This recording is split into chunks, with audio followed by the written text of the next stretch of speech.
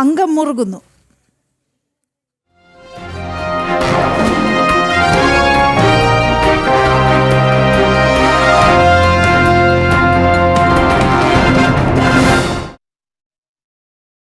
നിലമ്പൂർ ഉപതെരഞ്ഞെടുപ്പിൽ എം സ്വരാജിനെതിരെ പ്രചാരണത്തിന് ആശമാർ എത്തും. ബുധനാഴ്ച ആശമാർ നിലമ്പൂരെത്തും. സ്വരാജിനെതിരെ വീടുകൾ കയറി പ്രചാരണത്തിനിറങ്ങുമെന്ന് ആശമാർ അറിയിച്ചു. സമരം 120 ദിവസമായിട്ടും സർക്കാർ തിരിഞ്ഞു നോക്കാത്ത സാഹചര്യത്തിലാണ് ആശമാർ നിലമ്പൂരിലേക്കും എത്തുന്നത്. അരുൺ ആലത്തൂർ ചേരുന്ന വിവരങ്ങളുമായി. അരുൺ, അവരുടെ മറ്റൊരു സമരമുഖം തുറക്കുകയാണ് എന്ന് വേണമെങ്കിൽ പറയാം. പക്ഷെ നിലമ്പൂരിൽ സ്വരാജിനെ സംബന്ധിച്ചിടത്തോളം അത് വലിയ തിരിച്ചടിയാകും. വിവരങ്ങൾ.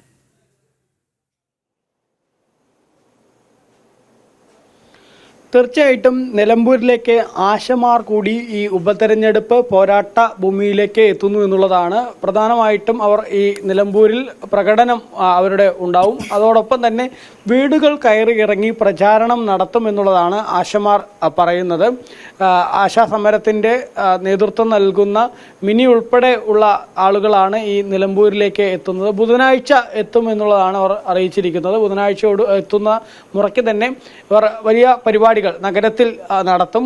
ഒപ്പം തന്നെ ഈ വീടുകൾ കയറി ഇറങ്ങി ലഘുലേഖ വിതരണവും എന്തുകൊണ്ടാണ് തങ്ങൾ എത്രമാത്രം ഈ ഇടതു ഭരണത്തിൽ ദുരിതം അനുഭവിക്കുന്നു എന്നുള്ള കാര്യം ജനങ്ങൾക്ക് മുൻപിൽ തുറന്നു കാട്ടും എന്നുള്ളതാണ്. ഏതായാലും ഇടത് സ്ഥാനാർത്ഥിക്കെതിരെ ആയിരിക്കും ഈ ആശമാരുടെ പ്രചാരണം എന്നുള്ളതിൽ തർക്കമില്ല. അത് സ്വരാജിനെ സംബന്ധിച്ചിടത്തോളം വലിയ ബുദ്ധിമുട്ട് സൃഷ്ടിക്കും എന്നുള്ളത് തന്നെയാണ് മനസ്സിലാക്കാൻ സാധിക്കുന്നത്.